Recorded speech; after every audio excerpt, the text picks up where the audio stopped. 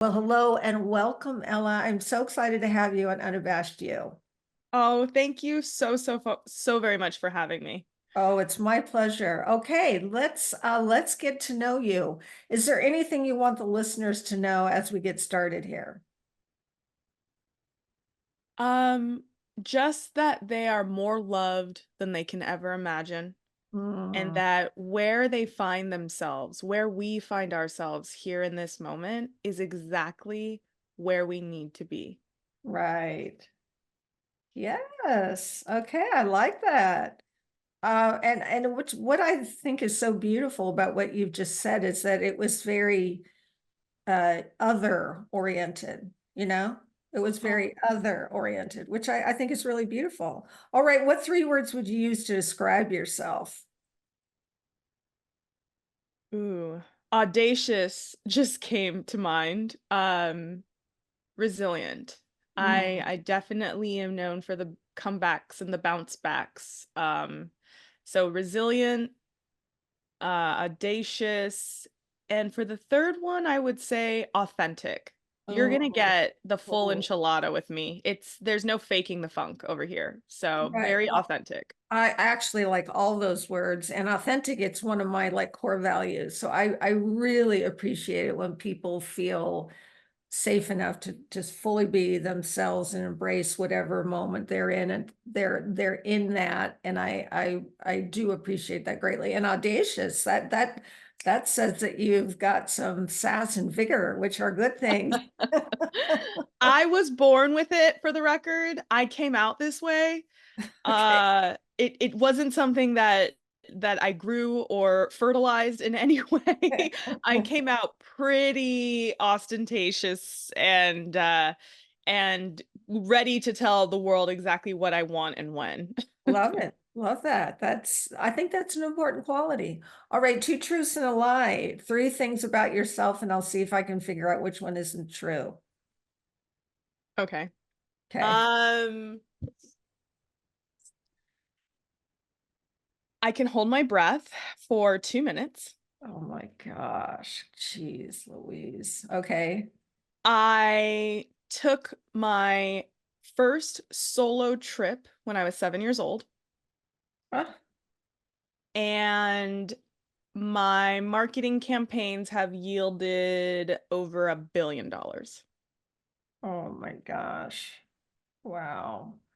Okay, so here's what's very interesting is that you have numbers in all three of your statements. So, it's kind of like they could be true except for the number part. It could be, that you could switch the numbers. So that is very intriguing to me. So you're already really good at this. Let's see. You can hold your breath for 2 minutes. I think you probably can. I'm going to set that one aside. Your marketing campaign for over 1 billion, sure, why not? Um, I think that your solo trip, you had one, but maybe you weren't seven, maybe you were eight, maybe you were nine. So I'm going to say that's a lie. How'd I do? You did really, really well, but unfortunately, my first solo trip, I was 7 years old. Okay. Exactly on the nose. I am a licensed scuba diver, but I cannot hold my breath. I would, Two minutes. I was thinking about when I had read about the people who made the latest Avatar movie or whatever, how they had been trained to hold their breath for a very long time with some very special, highly specialized person that trained them. And I thought, well, maybe you've done that. Maybe you've had that training and you can do that. Okay, so you're scuba dive certified, and so that's the lie. Yeah, I Yeah. mean that was a long time, but I was willing to believe it. I believe it. I love it. Well, it is true. The best lies have some truth in them. When they're completely off base, right? And I say the best meaning like the Yes, easiest to believe. We'll say the most believable. right. Back to the note of authenticity. If I could eradicate one thing from this planet, it would be dishonesty. Oh, Dishonesty with others and dishonesty with ourselves. yes, So, yes. Yes. So yeah, I love that you called out the numbers part too, because I am a numbers person. I'm very numbers oriented. And so when people start throwing out numbers, I'm very analytical, like, where is that data? Right. Oh, okay. So a solo trip when you were 7, tell me about that. I really wanted to go to the White House and my parents couldn't be bothered to come with me. So What? I know it's funny to me because I travel a lot now. So that was my first solo flight. My first flight was when I was 2 years old, but the first trip I took by myself was 3,000 miles from Los Angeles to Washington, D.C. to go see the White House. And when I landed, and I had a layover on top of it, which is like even more complicated because I had to transfer Oh, planes. But I had, when you're an unaccompanied minor, which is what it's called when you travel right, alone, there are millions at this point, there are millions of unaccompanied minors in the United States, meaning people like myself who are now no longer minors but traveled. A lot of them are children of divorce and right, military families. right. When I landed, parents, I still don't know how, but my parents found a host family. I say I don't know how because it was before the internet.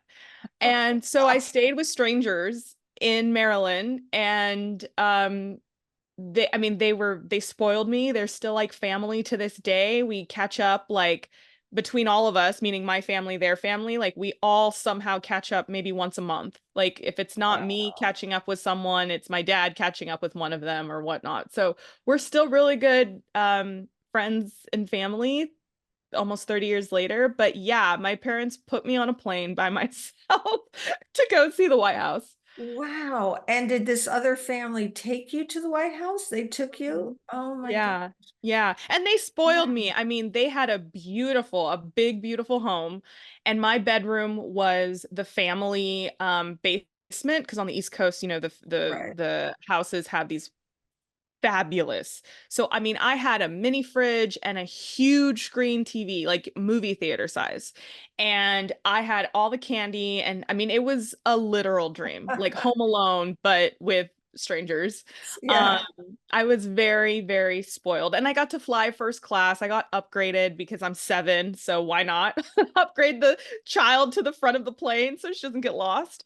And I was treated like a rock star. It was a very pleasant experience. And it's definitely, I mean, now that I've traveled around the world by myself and I've traveled a decent amount for work and I'm on a plane really more than anyone I know, I think it was a good stepping stone in a direction that I probably Wow. would have gone anyway. Wow. Well, I think it's very remarkable of your parents to help this dream of yours come true by, providing a way to do it. That really says a lot about your parents. I think it goes both ways. It's a double-edged sword because I am so grateful that my parents were hands off and they really let me be me and do me, and they supported me and have supported me to this day in any decisions I make, even if it deviates from their desires. They will make their desires known, but they've never forced upon me their beliefs, ideas. They knew right away that I was going to be my own person, so don't fight it. But the caveat of that is that they were hands off. And Okay. so, from a safety standpoint, and I'm talking emotional security, that Right. wasn't always there. They weren't always present. They weren't always around. I have a hyper independence that is arguably unhealthy. And Mm, so it's a constant balance. I don't think you can really say like which came first, the chicken or the egg? Was it my hyper right. independence or their hands off? I think it's a combination of both, but they were a little detached, we'll say. The Okay. opposite of helicopter. Desolate island parenting, is that a thing? They were very hands off, Okay. absent, not always around. Again, I think that towing the line as a parent, I'm not a parent myself, but I have some. And so I think that as parents, you're always towing that line between smothering Right. and Right. letting your child fall on their face and learn their own lessons. My parents very much let me just fall on my face and were there to Okay. help me pick up if I needed it. Okay. All right. And that's how they chose to parent. And no matter who our parents are, the choices that they made, there are always going to be things, deficits, because they're not perfect. So, at some point it's up to us to get the rest of what we want or need in our adulthood. Absolutely. That's how Hmm. I feel. All right, a movie you want to share with us that it's one of your all-time favorites. I love that you're asking this because I just revisited it with a my friend's child who wanted to watch it for the first time, and it came out maybe 2003, 2004, so my preteen years, but X-Men, the first X-Men Oh, wow.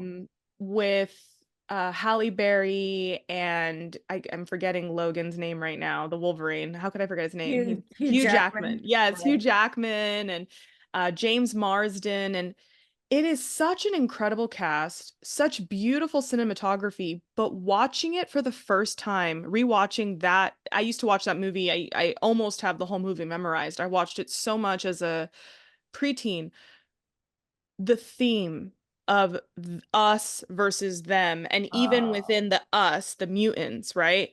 Even within the us, there's still disagreements on how we should handle it. And when I look at the world today, we are so very dichotomized, us versus gosh. them, the Yes. left versus the right.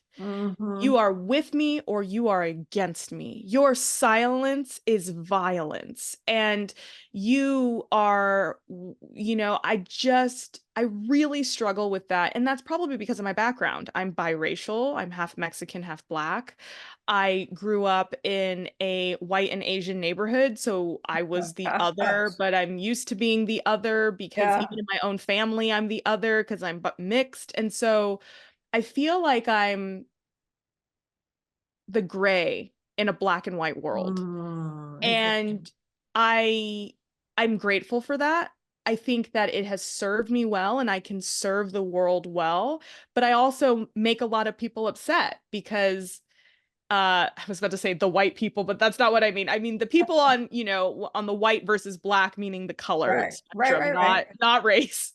Yeah. You know, people who live in the white look at my gray and say it's too dark, and the people who live in the Uh, dark look at my gray and say it's too light. And so, yes, it's like the ability to blend and come together, but it's also a little bit of a burden sometimes when you have this capability of understanding the other. I think it's a beautiful gift that I have, but I mhm. think now more than ever, it makes people uncomfortable because we don't want to listen to the other. We just want to hear our side, our perspective, our discourse, and nothing else. And I think that's doing all of us a disservice. Absolutely. I could not agree with you more. You've made some excellent points, very apropos to today's world where we are right now. All right, who's somebody that inspires you? Well, on that note of, left, right, up, down, whatever it is, Yeah. I think someone who because I've had a very interesting season the last couple years, and someone who I have really turned to and I've admired is Condoleezza Rice. She Okay. was the Secretary of State when I was a child, during 9/11. And so I was too young to understand really anything. What is a Secretary of State? What does that even mean? And so I read two of her biographies, and her story is so inspirational. But what I think I admire the most about her, and where I deviate because of my audaciousness, Yeah. is that she is so composed, so pragmatic, and she can face opposition with a level of grace and at Hmm. times even compassion that I think we all could afford to have. Being a Black female from the 1950s, and then arguably one of the most powerful Republicans of the early 2000s, means that you are the gray in a Black and white world. Right. And she doesn't get too deeply into that in her memoirs, but I can only imagine how that might be to always feel like the other. Right. Right. Wow. We've not had somebody say her before, but I really like that you chose her, and I really like that your reasons for choosing her, the character that you see in her through reading about her and all of that. It's a great reminder to you know, be more willing to be in the gray, to not have to be so far to one side or so far to the other, and be more willing to be open. And you're right, grace, compassion, all those beautiful qualities that she has, regardless of your politics. I mean, you can look at somebody and read about them and see how they conduct themselves, the choices they make, and you can see these things and be admiring and inspired by them. So that it's a beautiful choice. Thank you for that. I just realized that we did not go back to one of your truths, which was your marketing campaigns have yielded over $1 billion. I want to be sure that we get back to that because I just kind of skipped right over that. Okay, so you got to tell me about that. Yeah, it's actually closer to, through my calculations, it's actually closer to 3 billion, but I just say 1 billion because 1 billion's a given. 3 billion could be a little bit fudging it. So I just was like, if I just say 1 billion, that's fine. 1 billion, 2 billion, red fish, blue fish. I think one of the cool things for me, so I was pre-med in undergrad and I really wanted to be a doctor. I wanted to heal. I wanted to help. I have my own background of medical issues. And so because of how much time I have spent in hospitals, I wanted to be a part of healing and helping other people who have to spend time in hospitals. So I'm pre-med in undergrad and I end up getting an internship through happenstance with a little known company at the time called Red Bull. And so this was 16, yeah, this was 16 years ago. And when I was 19 years old, I was still an undergrad. I was traveling with this job. I fell in love with this job. For the first time in my life, I was really good at something and Mm, I liked it. And I wasn't just good. I was like, if we can say this, better than other people. Like I had yeah, these you great excelled. ideas. You excelled. Yeah. Yeah. And at 19 years old, a friend and I came up with a campaign for our market, and it was so popular and successful that they ended up at headquarters scaling the campaign to go national. And so at 19 years old, I created my first national marketing campaign with Red Bull. And I'm so grateful that my career started with Red Bull because back to being ostentatious and being unapologetic and innovative, like Red Bull really let me let my freak flag fly. I mean, I could Wow. do almost anything I wanted with that Wow. product and just run with it from a guerrilla marketing standpoint and see what stuck. And because there was so much unknown about the energy drink category, I was able to operate in a way that probably marketers for that company today wouldn't be able to operate. We know Mhm. that like maybe high schoolers don't need to be drinking Red Bull. I was spending a lot of time at high school campuses, full disclosure, and doing a lot of campaigns. No, like with the schools, like going to school dances and things like that, like with the school's blessing. Sometimes not with the school's blessing, but this was again, this was 16 years ago, so slightly different world. People didn't know what energy drink was. When I started working with Red Bull, they only had two flavors, two sizes. That's it. Like that was it. They only had four SKUs, and now they have dozens, if not over a Wow. hundred. Wow. So it's really grown. And so I was with that company for 3 years, launched one of their first ever own innovations. And it really just ignited a spark in me. This idea that I can tap into what people need and when is how I've been able to create effective marketing campaigns Wow. that create incremental business for my clients by expanding their target base. So if you have a company, right, and you're like, well, my target client is so and so, right? And you make an Mhm. avatar, I'm going to challenge it and say, well, I'd actually say that you're completely letting go of this target consumer that needs your product as well. And we Wow. can create an authentic campaign to appeal to this demographic. And so that's where I've been able to. So at Red Bull, it started with the Hispanic demographic. I was creating Spanish related campaigns and stuff like that. That was resonant because my mother is was born in Mexico and I'm Latina and I speak Spanish. So again, I can authentically speak to the Hispanic consumer Right, because I'm a right, Hispanic consumer. My right. mother's Hispanic. And so, or, Latina, Mexican. And so, yeah, just being able to create incrementality. And then from there, I've worked with several Fortune 500 companies, building brands, Wow. building campaigns, advertisements, and growing new brands, working with celebrity backed brands. And giving sometimes people a dose of reality of like the limitations on their brands and helping companies who are trying to develop their exit strategies. So it's been really exciting and fun.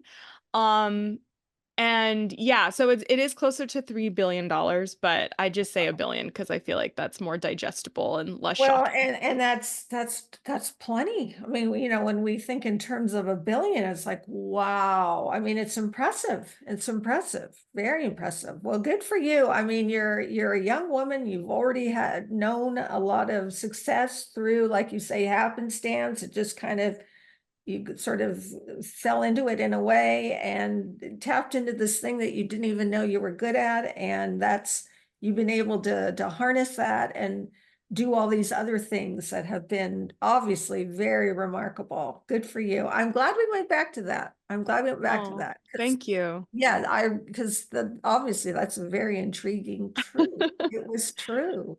All right. So going back to a piece of wisdom you keep handy. Mm.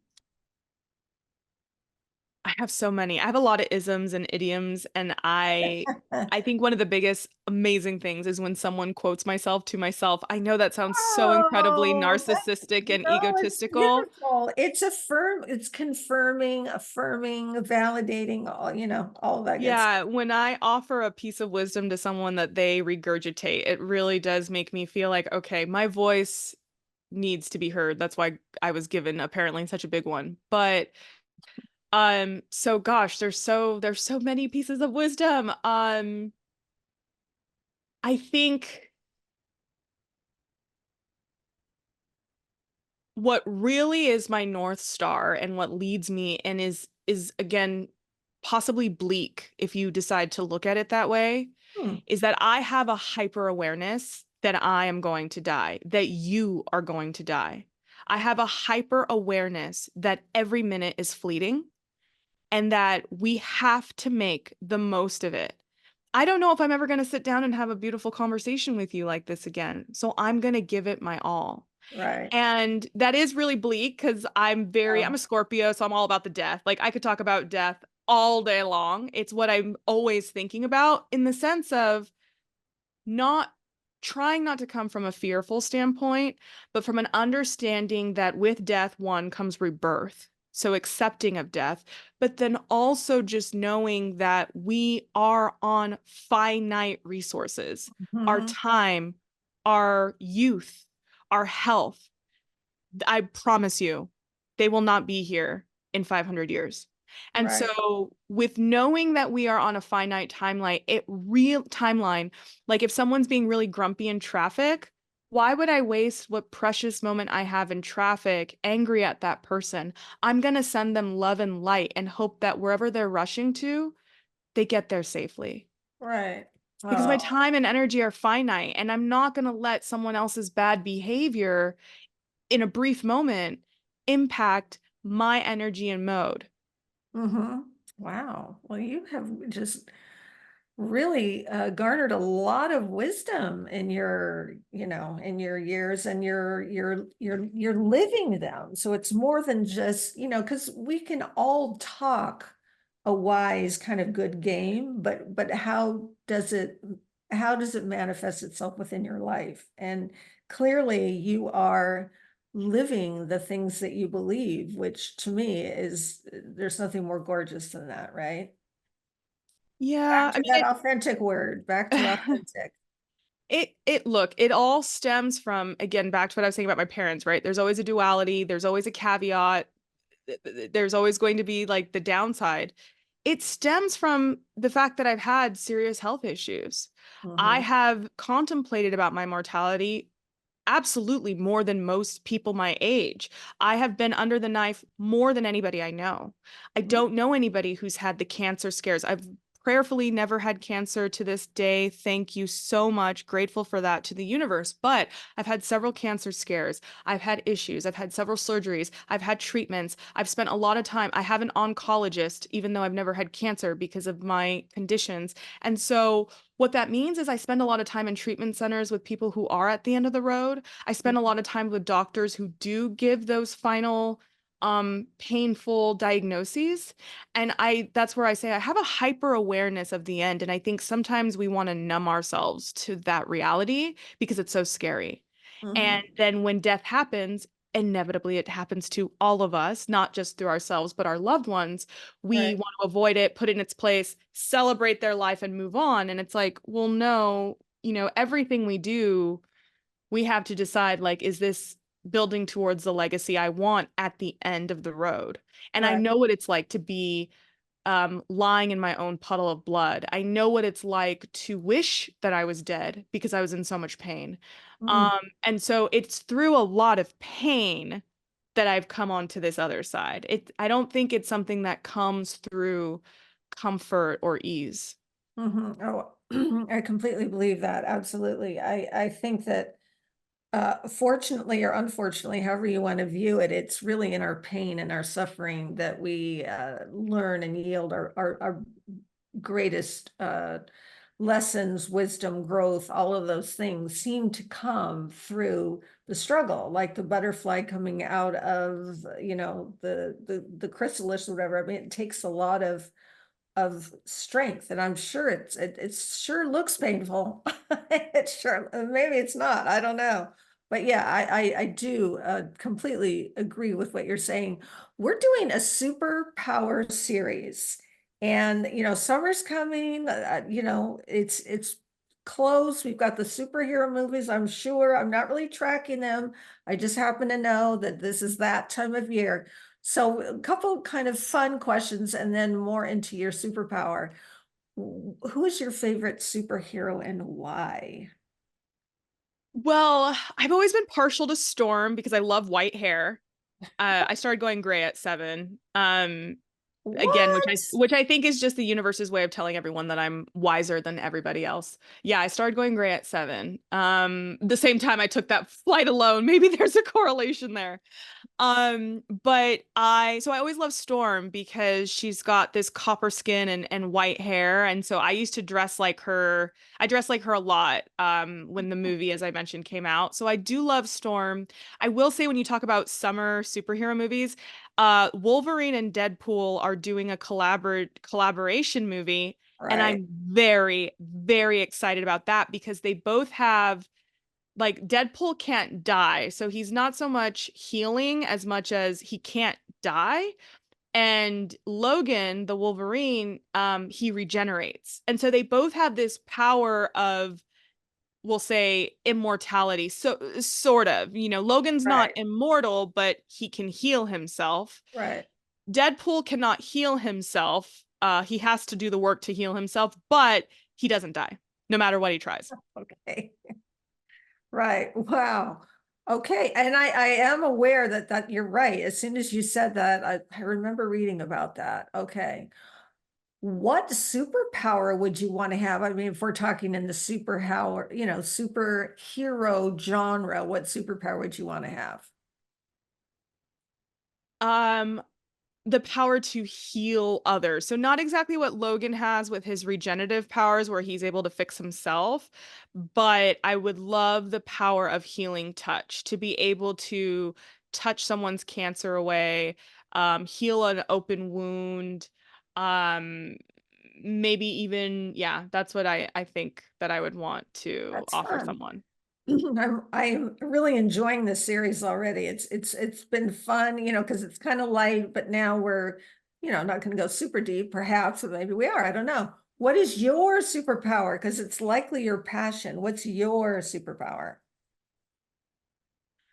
On the note of healing, I don't, I won't say I have the power of healing touch, so to speak, but I am able to make people laugh and smile on their hardest of days, and I've been proven that Mm. time and time again, to the point where I was in a very serious situation, a year ago.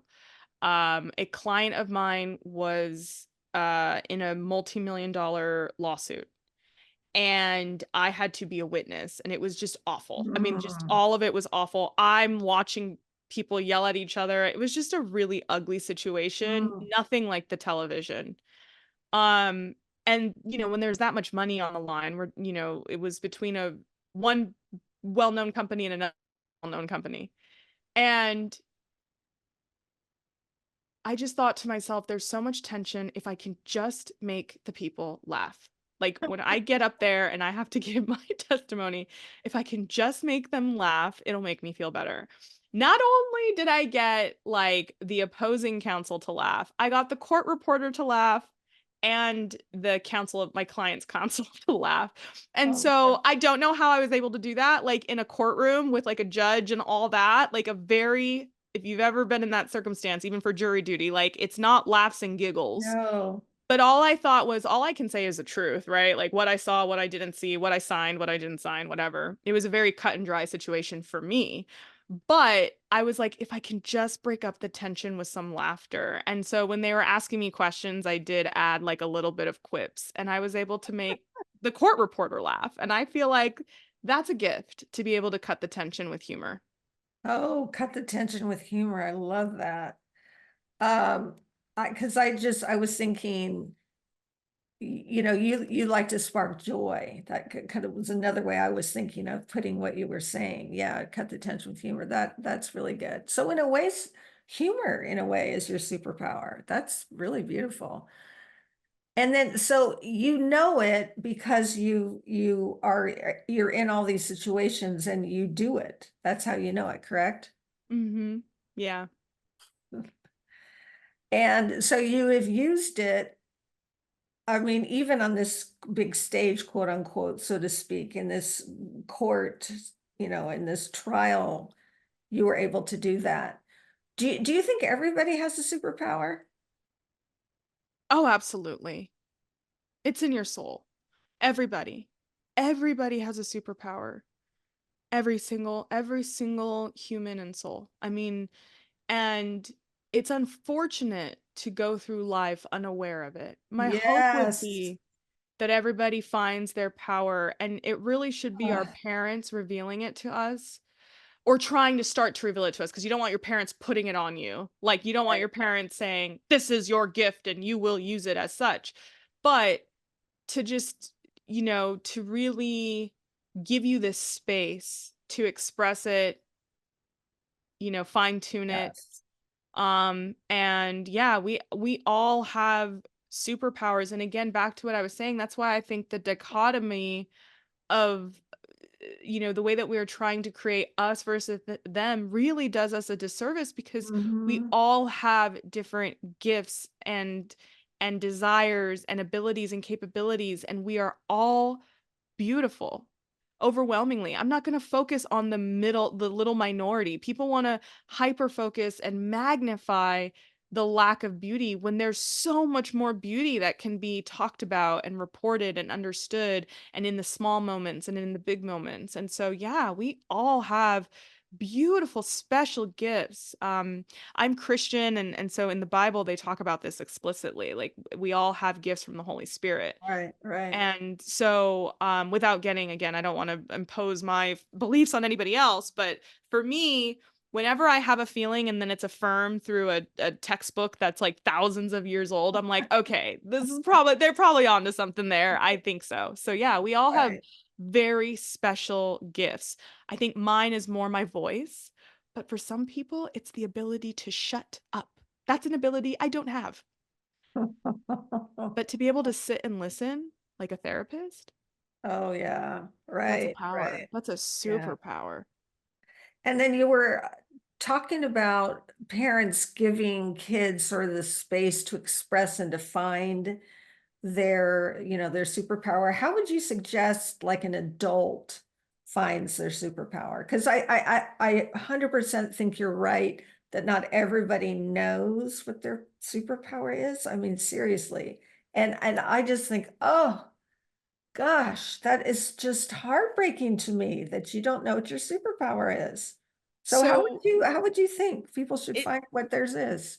it's similar to the love languages. People don't really misunderstand the love languages and they quote it a lot and it drives me nuts because I'm like, you did not read Dr. Chapman's book, I can tell.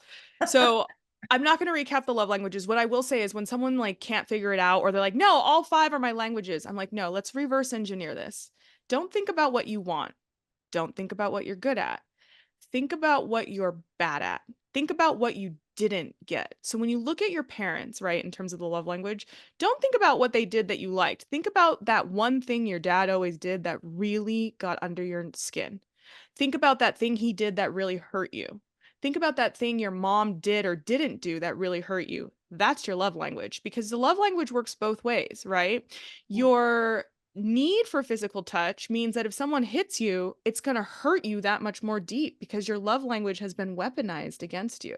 Mhm. Similarly, with a superpower, mine is the gift of gab, right? Gift of gab right over here. But what am I really bad at? I'm really bad at shutting up. That's not my strength. I put my foot in my mouth. When I think about my most painful, embarrassing moments, it's because I said the wrong thing. And so Mm, if you can reverse engineer it and not try to focus on where have I helped people, if you're overwhelmed at the idea of finding your power, find mhm. those times where you felt very disempowered. Uh, Find those moments where you felt very disenfranchised, where you knew that you could have done better and didn't. And you'll probably have a narrow focus on what your power is and how you were not being authentic and showing up with it. Gosh, that's just brilliant. That's really just so well said and very practical because we can actually do this. We can look at this and reverse engineer it and spend some time really going through different scenarios and being able to better identify because I think there's really power in identifying things. I mean, I just was recently on a trip and I was talking about passion and purpose, and this woman came up to me a couple days later and she said, I've really been thinking about what you said. I don't know if I have a passion. And I thought, oh my goodness, please spend some time just trying to figure out what lights you up. I mean, like you said, this is finite. Us being here is finite. And I am a woman of faith as well, and I feel like God has given you all these gifts.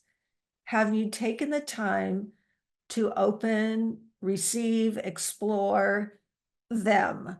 And how sad to reach the end and to not have done that with this abundance that you were given. So anyway, yeah, I'm right there with you. Is there anything you feel like we didn't get to talk about that you wanted to chat about at all? Oh, no, I'm so grateful to be here and for you to allow me to share a little bit of my insights and I think I love what you're creating, this idea of we really should unabashedly love who we are. We were all made perfectly, truly, even through our flaws, Yes. perfectly, not perfect, perfectly made. Yes. And our flaws are so they're a part of the story and they fit together like puzzle pieces.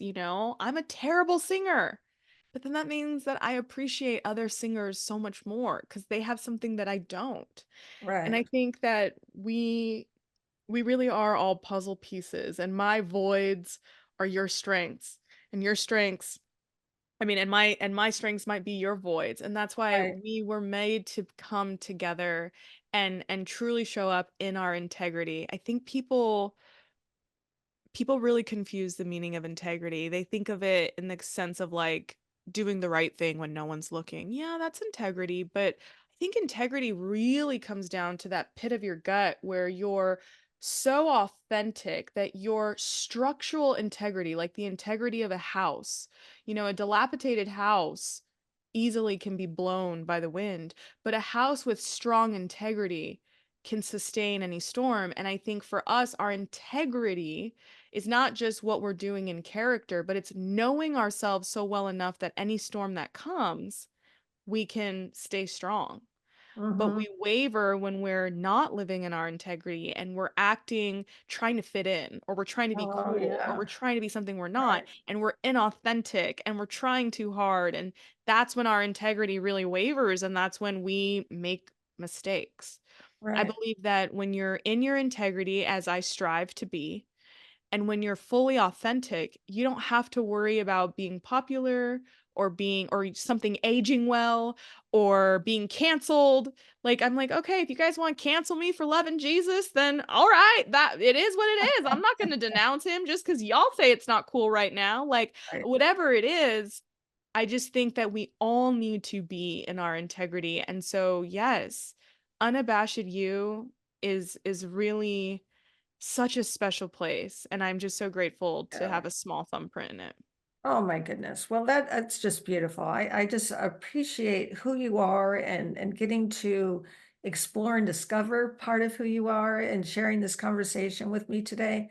I feel very privileged. I feel very privileged. Oh, thank you. And there's a lot more wisdom in my book that I wrote. It's a bestseller, Oh, and it came out. wonderful. What's it Yeah, called? I wrote a book. It's called High Tolerance, and it's a little bit of a pun because it talks about my career working with a bunch of alcoholic beverage brands. So, high tolerance for drinking, but then also high tolerance for pain and setbacks and frustrations, and high Mm, tolerance for work ethic and all of that. So it's a little bit of a pun. I felt very clever when I came up with it, but yeah, it's a book called High Tolerance, and it offers some of my perspective in my quote young 30 plus years of life, of things that I've seen, things I've experienced, and what I'm hoping to build in the world moving forward. that's great. Well, thank you for sharing that. Appreciate that very much. I'll be sure and include all that in the show notes, as they say. Thank you, Ella.